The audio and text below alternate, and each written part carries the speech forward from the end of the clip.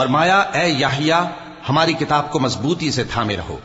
اور ہم نے ان کو لڑکپن ہی میں دانائی عطا فرمائی تھی اور اپنے پاس سے شفقت اور پاکیزگی دی تھی، اور وہ پرہیزگار تھے اور وہ اپنے ماں باپ کے ساتھ نیکی کرنے والے تھے اور سرکش اور نافرمان نہیں تھے۔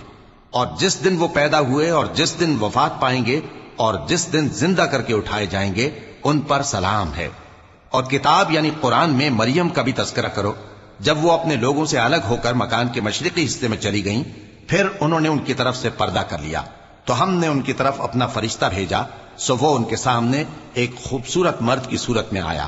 مریم بولی کہ اگر تم پرہیزگار ہو تو میں تم سے بچنے کے لیے رحمان کی پناہ لیتی ہوں۔ فرشتے نے کہا کہ میں تو تمہارے پروردگار کا بھیجا ہوا یعنی فرشتہ ہوں، اور اس لیے آیا ہوں کہ تمہیں پاکیزہ لڑکا بخشوں۔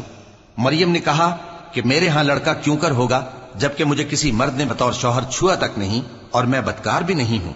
فرشتے نے کہا کہ یوں ہی ہوگا، تمہارے پروردگار نے فرمایا کہ یہ مجھے آسان ہے اور میں اسے اسی طریق پر پیدا کروں گا تاکہ اس کو ہم لوگوں کے لیے اپنی طرف سے نشانی اور ذریعہ رحمت بنائیں، اور یہ کام مقرر ہو چکا ہے۔